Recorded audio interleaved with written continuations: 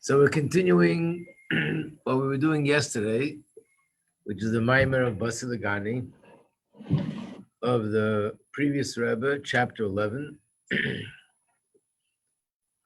We gave out the sheets. So the sheets we gave out were on page 3. And the Maimer is explaining the name Tzvois. So we find it in Chumash, in Parshas Bo, where it talks about the Yidden, that the Yidden all went out of Mitzrayim, and it refers to the Yidden by that name. Yotzu Kol Tzivos Hashem, all the legions, all the soldiers of Hashem went out of Egypt. And it's referring to the Yidden being called Tzivos Hashem. Oops. I forgot you're not allowed to touch these guys. You touch them and you make problems. I just wanted to straighten out the... Oh, okay, no problems. We're all good. I'll stay away now. But it's a little bit crooked. Let it stay that way. So he explained that in reference to Hashem, we find the name, the same word, that it's one of Hashem's names, but it's different than other names. This is a name of Hashem. We don't find it anywhere in the Chumash. And the first one to use that name was Chana, who was a Neviah. She was a prophetess. And she used that name, and she was told that her son Shmuel HaNavi will be the one to use that name. And after that, the Nevi'im started to use that name. And what is the name Tzvois? So he brings a medrash, that the medrash says, Moshe Rabbeinu said, we have this in this week's Parsha, that he said to Hashem, when the Yidden asked me, what is your name, Hashem? What am I going to say? So Hashem answered him, tell them I don't have a name. My name changes according to my actions. We explained yesterday what that means is a name defines whatever carries the name. It's a definition. So when we say Hashem is called Kale, that's defining and describing Hashem's attribute of chesed. When we say Hashem is called Elokim, that's describing Hashem's attribute of Gvura. But the truth is Hashem has no attributes. He himself is abstract, is infinite, is Or Ein Sof. But when we use a name, we mean to say Hashem is now manifesting his presence in giving judgment. And here is manifesting in presence in giving chesed. But in essence, he's not limited, not to chesed, not to judgment, not to anything. So one of the names is Tzvois, and Hashem said to Moshe, when I'm waging war against my enemies, then my name is Tzvois. So now we know that the name Tzvois is related to war. And it means when Hashem fights a war to be victorious over the enemies. So we began to discuss the attribute of Netzach, Nitzachon, victory. What kind of attribute is that? So he said first we spoke about it in the negative, which is a little bit easier to understand, and we're more familiar with that. In the negative, it means when a person is determined to win, doesn't want to lose. Basically, this is, I think, what competition is all about. People compete, and we know that the energy that's the driving a person to do things when there's competition is so much stronger than the energy that you have when you want to just do something on your own. And you have to compete with someone, and it gets very intense, and people will do things that are, things they would never do, and things will go out of their way. I have to win, I can't lose. People get very emotional about these things. I mean, unfortunately, it can go to the furthest extent. Remember once speaking to someone who, unfortunately, in a different country, not in this country, but in that country, her father was a champion of the whole country in some sort of competition. And then shortly after, someone shot him. Because obviously that person lost, and they couldn't bear the fact that this person won, and that was the result. So it's something which people, it generates an unbelievable drive that I have to win, I can't lose. That attribute is called nitzochen, netzach. I have to overcome anything that stands in my way. So in kedusha, it's also a positive trait, and that is that when a person is emotional about something in one way or another, the emotion leads to action. So let's say I have love for someone, have compassion for someone, that's going to lead to action. That because I love this person, I'll give this person a gift, I'll go out of my way to help the person, I'll do something for that person. Or because I have compassion for them, I'll do something to make them happier, to make them feel good. But when it comes to doing things, there's always obstacles in the way, there's difficulties, it's not so easy, and you have to invest this or that, or money or time in order to get it done. So if the person is determined, they'll get it done. And that's nitzochen. The emotion is the drive that makes me want to do this. But nitzochen, netzach, is the drive that makes me go to the end, that nothing is going to stop me from doing what I decided to do. And on the contrary, when something gets in the way, which is challenging, that actually makes me even stronger to go ahead and overcome the challenge. So now we'll go to the second from the bottom on page 3, second from the last paragraph, and starts off like this. The attribute of victory, this attribute that I'm determined to be victorious, is to be found. I thought I just saw you here. Yeah, I was watching. I wasn't. Oh, very good. The attribute to be found in victory is mainly to be found by a great person. The real feeling of nitzochen. And I think he's talking about this in a positive way. If someone speaks up in defiance of a lesser person, in other words, someone who's not a person who is of lesser quality, doesn't have any special, qualities, and someone speaks against him, may retort boldly, but it won't be this idea of nitzochen and have to overrule him. A great person, as I'll soon explain, a king, for example, will endeavor to vanquish anyone who speaks or acts contrary to his will, and will seek to establish the truth of his position. In fact, the sages teach us, when you look at the statement, on the surface, it looks pretty difficult to understand, but we'll soon explain. It says like this: any scholar who does not bear a grudge and seek revenge like a snake is not a scholar. There is a Torah scholar. If somebody does something offensive, disrespectful, or doesn't listen to his ruling and goes out against him, then not only does he have to not only is it not a positive thing just to sit back and let it go, but he has to come out and fight that person, and if not, he's not a real true Torah scholar. Rashi explains that the scholar will seek revenge. Let's turn to page 4. Maintain a bitter grudge in his heart as a snake does.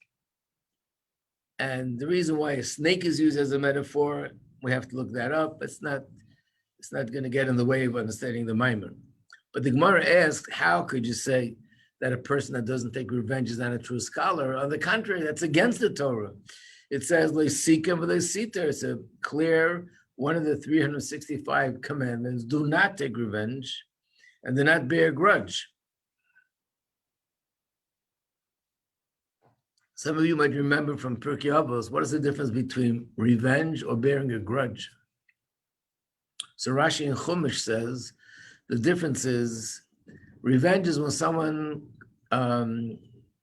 comes to you and asks you, could you lend me your axe? This is Rashi's mashal. And you say, no, I'm not willing to lend you my axe. Next week you come to them and you say, I need an axe, could you lend me your axe? And you say, well, last week when I asked you to lend the axe, you didn't want to, so I'm not going to lend you my axe. That's called revenge. What's bearing a grudge?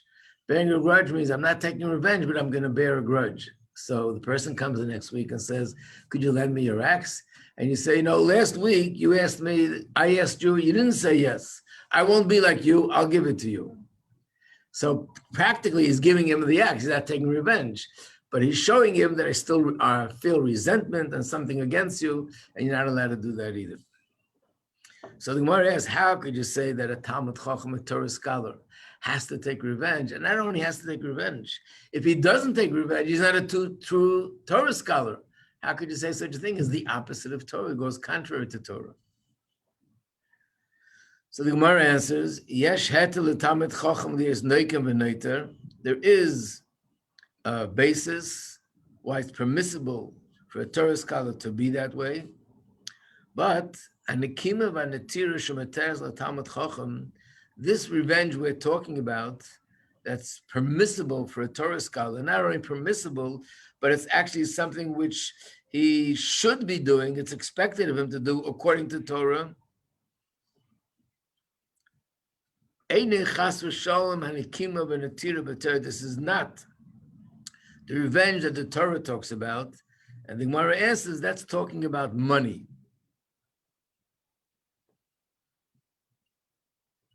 Meaning, the Nikima and the Tira Machayev is the Talmud Chacham. When it says in the Torah, Talmud Chacham should come out against this person who is opposing him, it's not because of money.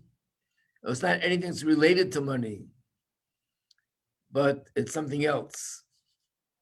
In other words, when a person takes revenge because of money, this is personal ego things. You know, you did something to me, I want to get back at you. It's going to make me feel better if I can get back at you. These are all things that are prohibited, and they're bad character traits, and they could lead to much worse things. People, because of revenge, can end up killing somebody, can end up beating someone up physically, violently, and all sorts of crazy things happen. So revenge is an emotion and something in the heart that's negative and destructive. So even though we're using the same word, but it's a different meaning completely. This is talking about a Talmud Chacham who's a Torah scholar, and the person, and he's a person who represents Torah, and he's supposed to be protecting the Torah and promoting the Torah. So when a person is fighting him and coming out against him or being disrespectful to him, and he doesn't come out to stop it, basically he's not doing what it's his responsibility is to protect the Torah, because that's what he represents. So he represents Torah, and by not doing anything about it, he's allowing the Torah to be disgraced. And that's why it's a negative thing.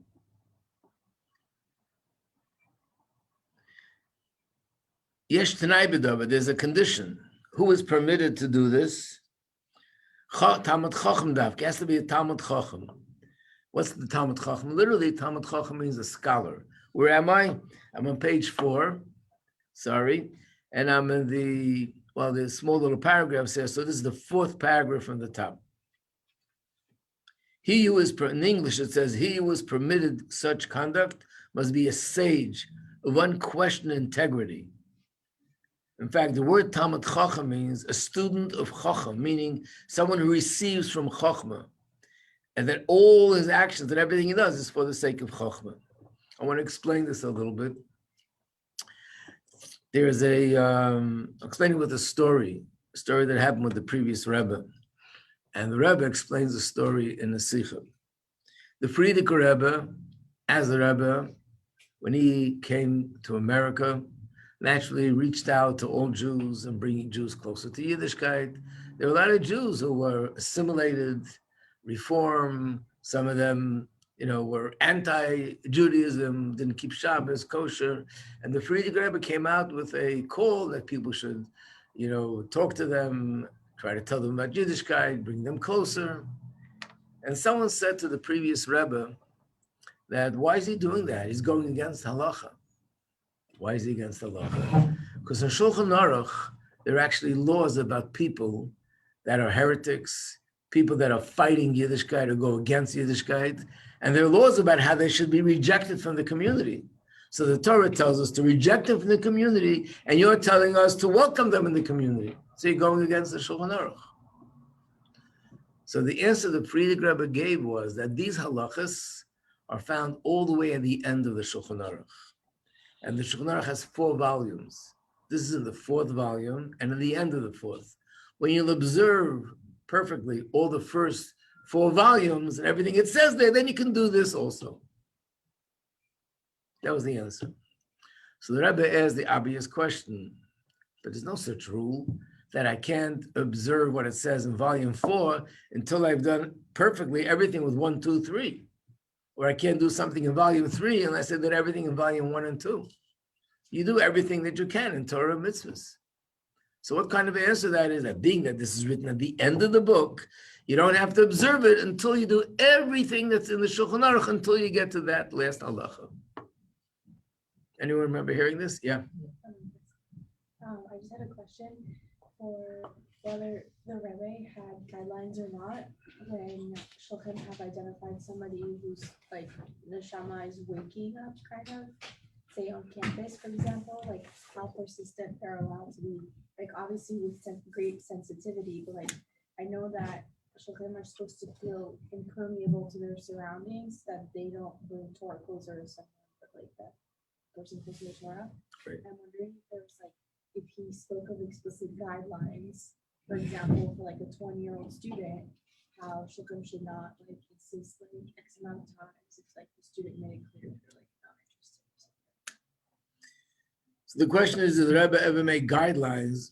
When is there a point that you can say, at this point, don't reach out to this person because they're really not ready and they're not interested and you're just provoking them and making them angry? I don't think the Rebbe gave guidelines. I just think the guideline is something which is maybe not so common, but it's called common sense, which means we have to use our judgment. I think it's very hard to give guidelines because it's so different. Everything is different. Every situation is different. You can't say, well, if you did it 5 times and it didn't work. On the contrary, most of the times the Rebbe says, try again and again and again. But of course, the obvious is you have to try it in a sensitive way, in a way they don't feel you're imposing, in a way that you don't feel that you're being disrespectful. You respect what they want. You have to find a way how to go about it. And we know many stories of people that said no, no, no, no, no. And then at a certain point, because of the way you approached it, or something did, or was the right moment, you got a yes, and then things turned around. In fact, the Rebbe does say that sometimes we find the opposite. You go out to a place and you speak about Yiddishkeit, and there's one person in the crowd that's fighting you more than anyone else. And that's the one that really is more ready than other people. And the reason why they're fighting is obviously it's touching him. You know, sometimes a person is complacent. They don't care. You say, I believe this and this, and the other person, okay, you can believe, fine. Just very cold about it. So usually it means you haven't touched them, and that's why they don't get upset this way, that, whatever you do is fine. Someone gets angry, that means they're touched by the subject. If they're touched by the subject, you can get them excited and passionate about the emes. But we have to use our, the rule is respect. And the rule is to approach it in a kind way, in a pleasant way. I'll give an example, which is maybe a little bit similar to your question, but not exactly, about parents and children. If parents see that children are going not on the right path, what could you do? So I saw a few letters where people asked the Rebbe, what should I do? And the Rebbe writes that I can't give you clear instructions what to do because every situation is different. Every child is different, every situation is different. But there are 2 rules that I can tell you that applies to everything. What are the 2 rules? One rule is the approach should be a gentle approach, not aggressive, which basically means, you're pleasant to the person. It's not screaming and shouting and threatening, but in a pleasant way and a respectful way. And the second rule is don't give up. You have no idea how much impact you do have on your child, or the same things with anybody. You don't know how much impact you have on a person, how much effect you have on them, what your words might do. So don't ever give up. But as long as you do what you're doing in a respectful way, in a positive way, but never to the point could someone say, forget it, this person was just, no hope. It might look like that, but it's not really the case. So sometimes those who are resisting more than anyone else, that person might have in him more readiness, and that's why there's such resistance. So how did we get there? It's back on the highway. How did we get to this discussion? Someone asked why. Oh, right. Yeah, thank you. They wouldn't consider heretics.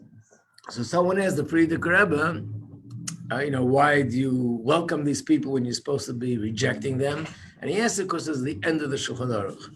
So the Rebbe explains the following, that when we do things, there's something we talk about a lot in Chassidus, in Torah in general, that when you do things, you should do it for the right reasons, not for ulterior motives. For example, you're helping another person. Helping another person should be because you're caring, you're sensitive, you are not selfish, so you take away from your time or your money or your food and you share with another person. But it could also be done for ulterior motive. You're doing it to get a compliment. And you want to get a compliment from that person. It makes you feel good. So actually, you're not doing it so much because you're sensitive to them. You're doing it for yourself. Should you do it or not? You still should do it. What? You should still do it, because the bottom line is you're helping the other person. And the same is with other things. Someone feels that I'm davening, but I don't mean it with my full heart. Should I still daven or stop davening? Should I put on tefillin? I don't have a real feeling. I don't feel I'm passionate about the mitzvah. I don't feel excited about the mitzvah. Should I do it? Do it anyway. That's the way the Torah teaches us. So the Rebbe says, however, there's a difference between doing something positive or doing something hurtful. Sometimes there's a mitzvah that you have to, like he brought down the Shulchan Aruch, you have to reject someone, you have to be strong, you have to discipline them. So when it comes to doing a favor to another person, helping another person, you don't have to be so careful and so cautious that your intentions are 100,000% pure. Because at the end of the day, the bottom line is you're helping the other person. But when you're doing something which is hurtful to another person, because you have to do it, let's say a teacher disciplining a child or a parent disciplining a child, or one adult disciplining another adult, in these cases, you have to be sure that you're doing it for the right reasons, because otherwise, not only you won't accomplish what you want, you'll actually end up doing the opposite, pushing the person further away. And there's a story with the Frierdiker Rebbe that he was in the hospital and he wasn't well, so they gave him an injection. And the Frierdiker Rebbe said that Baal Shem Tov teaches us that whatever you see, you can learn something about how to serve Hashem. What could you learn from an injection? Before they give the injection, those days they didn't have disposables, so they had a needle that they would take this needle before they used it, and they would sterilize it in hot boiling water, and then they would use it. Why do they sterilize it? It should be clean, otherwise they have an infection from somebody else. If it has an infection, it's going to cause this person to get the infection. So he said, what did I see? I saw like this, that when you're going to stick someone, figuratively speaking, you're going to hurt someone, then you have to be sure that it's 100% clean and pure. And if not, you'll make them more sick than they were before. So when you're going to do a favor to another person, then you don't have to be cautious. Oh, I have to check if I'm 100,000 million% doing it for the pure reasons. It's not the end of the world. Bottom line is you're giving the person a sandwich to eat, you're buying them clothes to wear, you're giving them money for rent, you're doing a positive thing. So even if it's not with the purest of intention, it's still a good thing. But if I'm going to do something to hurt another person, I have to do it only if it's with the purest of intention. It's not because it'll make me feel better, because I'm letting out my anger, or because I want to exercise my authority. I'm doing it purely to help that person. And I found no other way of doing it. So that's what the Frierdiker Rebbe meant. If you follow the first volume of Shulchan Aruch, the second and the third, so that's an indication that your desires and your interests don't override the Torah. You follow the Torah in everything. Then you can trust that when you're rejecting this person, you're also doing it purely for Hashem. But when it comes to Shabbos or Kashrus or Tefillin or Mezuzah or other things, you're not so perfect, which means that your desires, personal, get in the way of doing what Hashem tells you to do. You can't trust yourself that you're rejecting this person for the purest of intentions. Is that clear? It reminds me of another story, of a man who was a very big Rav, very big in the times of the Alter Rebbe. And initially he was opposed Chassidus, And then later he became a supporter of Hasidus. So when he became a supporter of Hasidus, he said there was a point where the rabbis in Europe came out with a document, a very harsh document of excommunication against, I guess it was the Baal Shem Tov or maybe the Alter Rebbe. And they came to me to sign it. I think it was probably against the Baal Shem Tov. Came to me to sign it. And I didn't want to sign it. It was a very harsh document. So they said to me, why won't you sign it? And they mentioned to me a great rabbi who was the greatest of that generation. And he said, he signed it. He's like an angel of God. So if he signed it, you could sign it. So I answered them that how come when Hashem told Avraham Avinu that he should shecht Yitzchak, he spoke to him directly. When he told him not to shecht, did he speak directly or did he send an angel? Send an angel. Why? Why did it switch? So he says, but from here you learn that when the issue at hand is saving somebody's life, you don't have to hear it from God himself. If an angel of God is doing it, good enough. You can rely on it. But if the issue is to shecht someone, chas v'sholem, figuratively speaking, to hurt someone, to reject someone, to cause someone pain, then even an angel of God is not enough. You have to hear it from God himself. He meant to say the certainty has to be absolute. So therefore, you're coming to me and you say, but an angel of God is doing it. It's not enough for me. I have to be my own absolute certain that this is the right thing to do. On the other hand, when you're doing a favor, something positive, you try to do it for the right reasons. But even if it's not for the purest of reasons, it's still good because you, at the end of the day, you're doing a good thing. So there's a story with this also, with the Alter Rebbe. Now, the Alter Rebbe, this was in the time when the Alter Rebbe was a student of the Maggid. And he was traveling to Mezrich. And on the way, he stopped off at an inn. And this was a very exceptional, unusual inn. What was it? It was a man who was very wealthy. And he set up this Achnasas Orchem inn, which means people could stay there, sleep there, eat there for free. And it was his mitzvah of Achnasas Orchem. And not only that, but when they came, they didn't have to do anything. Everything, there was a maid that's made the beds, prepared them linen, prepared them towels. They were able to have all the food they wanted, breakfast, lunch, and supper. He himself, he was a businessman, but he would go from room to room, checking, do we have everything you need? Anything more that I can give you? Like the Achnas Hazarcha was something out of this world. And not only that, when people left, he would tell them, here, take some money. On the way, you might need some extra money. So he gave them extra money for the journey. You can imagine how people loved him and the name that he had. And the Alter Rebbe came to this place. That night, the Alter Rebbe hears a knock on the door, opens the door. Who is it? It's the owner of the inn, this man. And he said to him, can I ask you a question? I just was wondering, where were you traveling to? So he said, I'm going to Mezrich, to the Maggid of Mezrich. So obviously he's a chassid. And he said, oh, I thought so. Would you mind if I ask you a question? Yeah, he came in and he said to him like this, I've been doing this for a while and I know it makes people very happy. And when people leave here, they shower me with compliments and praises and thank you to no end. And I'm beginning to think myself, so why am I really doing this? Am I really doing it for the pure reason of chesed? Well, I'm doing this to get all the compliments and all the praises and all the slap on the back. Wow, you're amazing, you're great. And if I'm doing it for the wrong reasons, maybe I shouldn't do it altogether. The word he used in Yiddish was, I'm not doing it be'emes. It means I'm not doing it truthfully. I'm not doing it in a true way. I'm not doing it truthfully. Alter Rebbe heard everything he said. And then sometimes Alter Rebbe would lean his head on his forehead on his hand, he was thinking for a moment, and he said to him, but the poor person who hasn't eaten and is hungry becomes satisfied be'emes.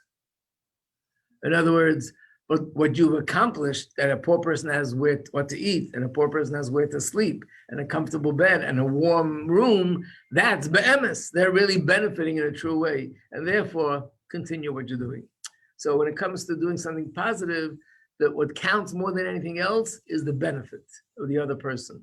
So my intentions will enhance it, it's better, but it's not going to disqualify it. But in the reverse, and I guess that's what it's saying, who was a person that could say, I'm going to fight for Hashem, I'm going to fight to respect the Torah, and I'm not going to let this person get away with it.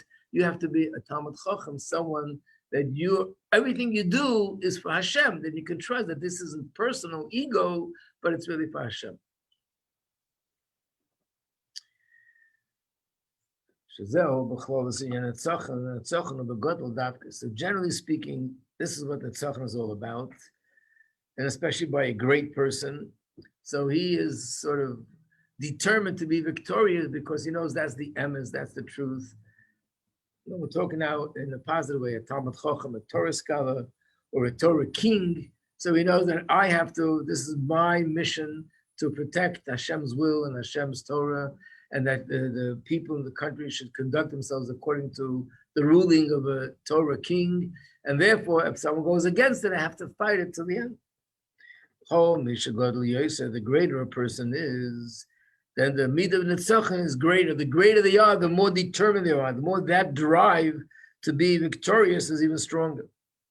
Therefore, a king that's God only kol ha'am, he's higher than the rest of the nation. Zeu mailas hamelech. We know that the word king has a very negative connotation to most people because kings were corrupt and they use their power in corrupt ways.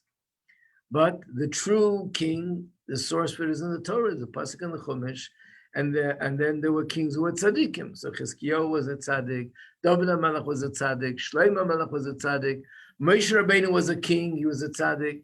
So a king in the true sense of the word is a tzaddik, and he's there to do what Hashem wants. So the person who's chosen to be the king is because of his qualities, his spiritual, emotional, and intellectual qualities are greater, superior than everybody else. That's why he's the king over everybody else. Like it says by Shaul, there's nobody amongst the Jews that was greater than him. His shoulders and up were taller than all the other people. I remember once learning this and someone said that's probably where the expression comes from. They say he's head and shoulders above the rest. Ever hear that expression? No. Head and shoulders above the rest, but that's what it says here. That Shaul was very tall. He was so tall that other people's heads reached his shoulders. That's literally. But on a deeper level, it meant that he was so great in terms of his intellect and emotional qualities that other people's intellect only reached or was even less, was inferior to his emotion. That's how great he was. And therefore, that therefore, because he's so great, therefore the nitzachon, the victory is greater, and he has to reveal his desire that he should be victorious. And that's the purpose of the war, to overcome the enemy that's challenging him, that's standing in the way and fighting him doing his mission of what Hashem wants as a king. And then he explains there are two kinds of war. The bottom paragraph on page 4. In a war, there are two kinds of war. Thank you. Thank you. One kind of war is lishlo shalav alovis buzz. It's for spoil. In other words, a king wages war to get more land, to get more possession. That's the goal. There's another kind of war, and that's milchama lahitzi nitzchayne. That's for the purpose of winning a battle, that the country should conduct itself according to his will and not according to this person who is revolting against him. The difference is, when there's a war that the objective is to gain more possession, that's a that's just a war of who is physically stronger. It's like a tug of war. Whoever has more strength can overpower the other.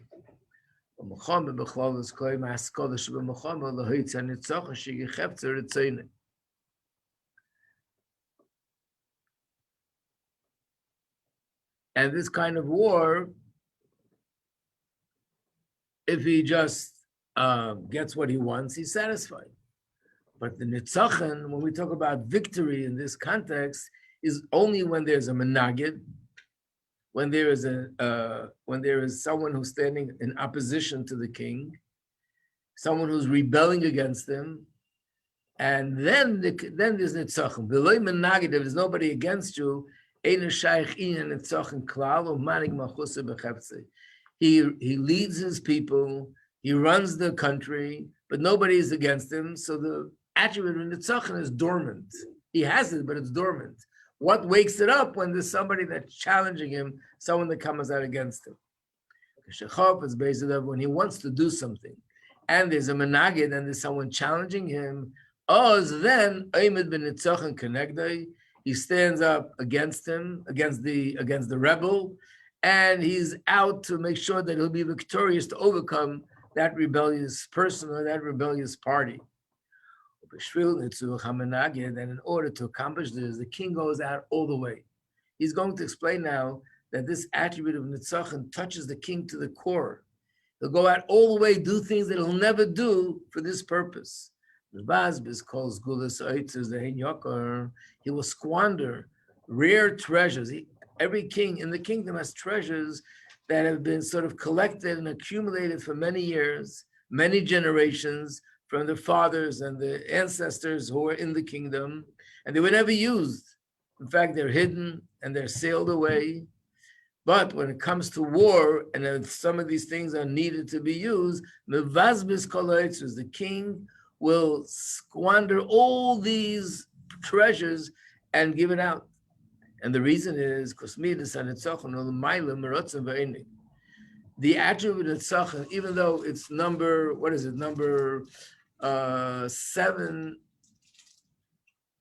that's a heard you say Malchus, it's number 7. You have Chochmah Bina Das, Chesed Gvura Tiferes, and then comes Nitzachon, so it's lower. But the root of Nitzachon, this attribute touches the core of the neshama, a place in the soul that's higher than the willpower and higher than pleasure, which are the highest faculties in a person.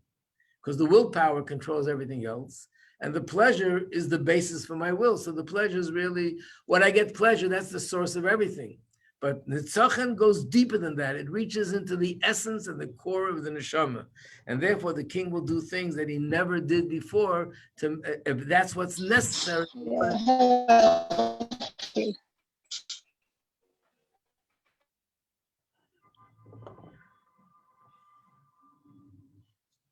Is one more paragraph.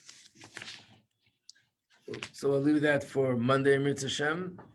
And then we're going to, after we finish this, which will be probably on Monday, we're going to learn a mimer that the Rebbe gave in 1961, which explained this thing that the Fried Rebbe gave. And that's what the Babich Hasidim all over the world are learning now. These two mimer.